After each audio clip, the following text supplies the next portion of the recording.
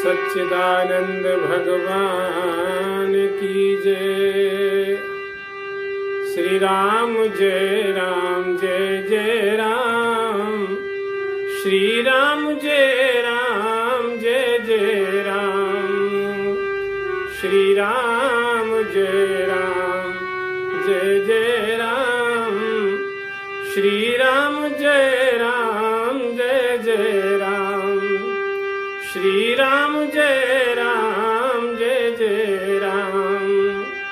श्री राम जय राम जय जय राम।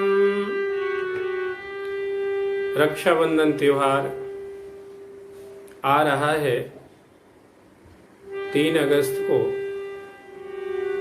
आज हम इसी पर चर्चा कर रहे हैं कि रक्षाबंधन क्यों मनाया जाता है। वैसे तो आप लोगों ने सुना होगा, जब समुद्र मंथन हुआ था और उस समय जो अमृत निकला था वो भगवान ने देवताओं को पिला दिया।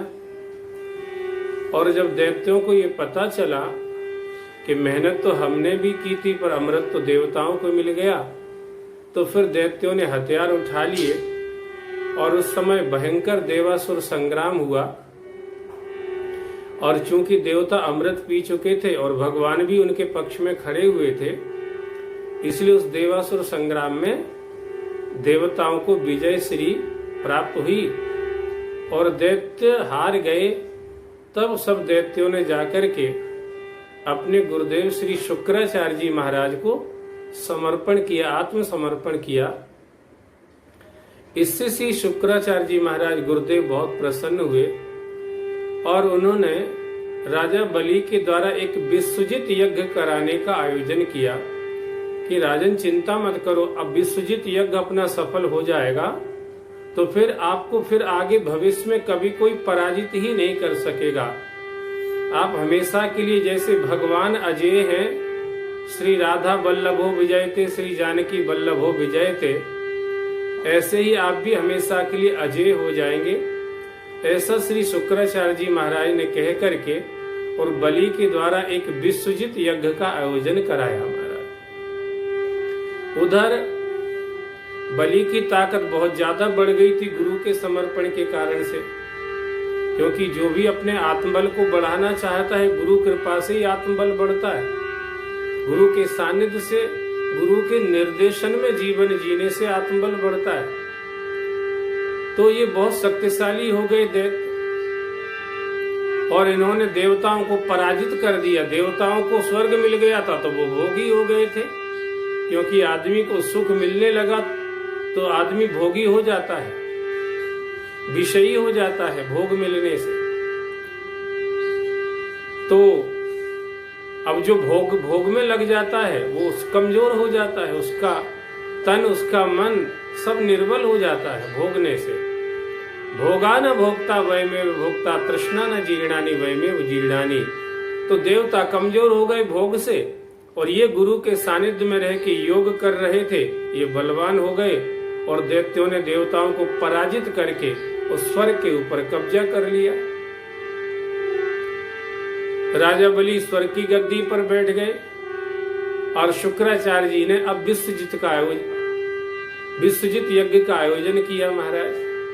अदिति जो देवताओं की माता है उनको पता चला, ऐसा अगर हो गया तब तो हमारे बच्चे हमेशा हमेशा के लिए अनाथ हो जाएंगे। स्वर्ग में रहने वाले अब जंगल में रहेंगे, गुफाओं में कंदराओं में रहेंगे। अरे ये गुफाएं कंदराएं तो ऋषि मुनि साधु महात्माओं भक्तों के लिए हैं, ये हम देवता क्या गुफाओं में करेंगे। हमें तो स्वर्ग लोक चाहिए, चैत्ररथ नंदन बन सर्वतोभद्र बन चाहिए, विमान चाहिए, अप्सराएं चाहिए। हम तो वो वाला संसार पसंद करते हैं। अब क्या किया जाए। तब अदिति ने कश्यप जी को प्रसन्न किया जो उनके पतिदेव हैं और उनसे प्रार्थना की कि ऐसा बेटा हमें दो जो दैत्यों को पराजित कर दे और हमारे देवताओं को वापस उनका साम्राज्य मिल जाए। तब कश्यप जी ने अदिति को पयो व्रत बताया, जो फागुन के महीने में शुक्ल पक्ष की प्रतिपदा से और त्रयोदशी तक किया जाता है। ये ऐसा व्रत है जो भी इसको कर, पय का मतलब दूध होता है, पयो व्रत का मतलब हो गया दूध पी करके व्रत करने वाला व्रत। तो वो व्रत किया कश्यप जी के कहने से, और अदिति के ऊपर भगवान प्रसन्न हो गए इस व्रत के कारण से, और अदिति को भगवान ने वचन दे दिया कि मैं तुम्हारा पुत्र बन के आऊंगा और तुम्हारी सब समस्याओं का समाधान करूंगा। तब स्वयं भगवान वामन रूप में अदिति के यहाँ प्रकट हुए, और उधर राजा बलि का शुक्राचार्य जी के आचार्यत्व में विश्वजित यज्ञ चल रहा था। इधर अदिति ने और सब देवताओं ने प्रार्थना करी भगवान वामन से कि जल्दी से जाओ, अगर यज्ञ पूरा हो गया तो सब गड़बड़ हो जाएगी। भगवान वामन राजा बलि की यज्ञशाला में गए और 3 पग जमीन उनसे मांगी। बलि भगवान को देख करके इतने मोहित हो गए थे, इतना दिव्य स्वरूप था वो, कि उन्होंने तत्काल 3 पग जमीन देने का संकल्प कर दिया। यद्यपि शुक्राचार्य जी मना कर रहे थे ऐसा करने के लिए कि जिनको तुम बामन समझ रहे, ये बामन नहीं, ये बामन के रूप में विष्णु है, ये तुम्हारा सब कुछ नाप लेंगे 2 पग में ही, और वचन पूरा न करने के कारण से तुमको फिर नरक में डाल देंगे, तो तुम्हारी लक्ष्मी भी चली जाएगी और तुम्हें स्वर्ग से हट के नरक में गिरना पड़ेगा। पर बलि ने नहीं माना कि अगर बामन की जगह विष्णु है तो ये जो चाहेंगे वही होगा। और फिर गुरुदेव एक दिन तो सब कुछ छूटना ही है, भले कितने ही समय तक रहे, तो अगर जिसका है उसी को वापस दे दिया जाए तो इससे अच्छा अवसर इस जीवन में आएगा भी कब। ऐसा करके राजा बलि ने संकल्प छोड़ दिया, और भगवान वामन ने 2 पग में त्रिलोकी को नाप लिया। बोले 3रा पग कहाँ रखूं बलि, अगर तुम झूठे साबित हुए तो तुम्हें नरक में भेज दूंगा, तुम्हारे गुरुदेव ये कह ही रहे हैं। तब राजा बलि की पत्नी विंध्यावली ने कहा कि स्वामी, मालिकी चली गई तो क्या हुआ, मालिक तुम तो अभी बचे हुए हो, इसलिए अपना सिर रख दो जमीन पर और इनसे कहो कि 3रा पग मेरे सिर के ऊपर रख दो। पदम तृतीयम कुरु में शीर्षाणी निजम। जैसे ये कहा, राजा बलि ने सिर रख दिया और भगवान ने अपना पांव जो था वो राजा बलि के सिर के ऊपर रख दिया। और इतने भर से तो भगवान इतने प्रसन्न हो गए कि भगवान ने कहा, बलि अभी तक तो मैं तुम्हें अपने इशारे पे नचा रहा था, अब तुम जो चाहो वो मैं करूंगा। तब बलि ने कहा कि प्रभु ये बताओ मुझे अब कहाँ रहना है। भगवान ने कहा, बलि तुम्हारे लिए स्वर्ग लोक से भी श्रेष्ठ हमने सुतल लोक बना रखा है, उसकी राजगद्दी पर तुम बैठो। तो बोले मुझे राजगद्दी से मतलब नहीं, मुझे राजपद से कोई लेना देना ही नहीं, राजपद तो मैं छोड़ रहा हूँ, अब तो मुझे रामपद चाहिए है, इसलिए अगर मुझे वहां रहना है तो आप भी वहीं चलो।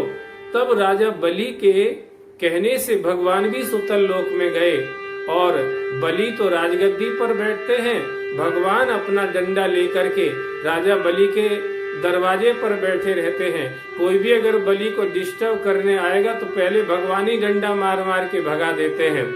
पर जब भगवान वहां चले गए तो लक्ष्मी जी बेचारी परेशान कि मेरे प्रभु कहाँ गए। तब उन्होंने नारद जी से पूछा, और नारद जी ने कहा कि ऐसे गए कि लौट के ही नहीं आएंगे। सारी कथा सुनाई, अगर तुम चाहती हो उनको पाना तो तुम जाओ, राजा बलि के हाथ में राखी बांधना, वो बड़ा दानी है, धर्मात्मा है, जो चाहोगी सो देने के लिए तैयार हो जाएगा वो। और जब वो देने के लिए हाँ कर दे तब तुम उनसे अपने भगवान को मांग लेना। लक्ष्मी जी सब तैयारी करके गई राजा बलि के यहाँ। बलि ने बलि को जाकर के कहा, मेरे प्यारे भैया। जैसे ही भैया कहा तो बलि ने कहा, ओ मेरी प्यारी बहन। और इतनी बात जो हुई तो लक्ष्मी ने बलि के कलाई पर राखी बांध दी। तब बलि प्रसन्न हो गया और कहा, बहन जो चाहिए हो सो मांग लो। तब लक्ष्मी जी ने कहा कि मुझे और तो कुछ नहीं चाहिए, ये तुम्हारे दरवाजे पर जो डंडा लेकर के बैठे हुए हैं यही मुझे दे दो। और उस समय राजा बलि ने तब भगवान को वापस लक्ष्मी जी को दिया, और वहां से लक्ष्मी जी के द्वारा जो राजा बलि के कलाई में राखी बांधी गई, वहां से रक्षाबंधन का त्योहार प्रारंभ हुआ। आज भी बहनें अपने भाइयों के कलाई पर राखी बांध करके एक पवित्र रक्षाबंधन का त्योहार का निर्वाह ही मात्र नहीं करती हैं, अपने भाई की दीर्घायु की कामना करती हैं, स्वस्थ जीवन की कामना करती हैं, और वो भाई अपने बहन की सुरक्षा का, आजीवन सुरक्षा का वचन देता है। ऐसा ये रक्षाबंधन का पावन त्योहार है। आप सब लोग मनाते रहिए। सभी को बहुत बहुत धन्यवाद।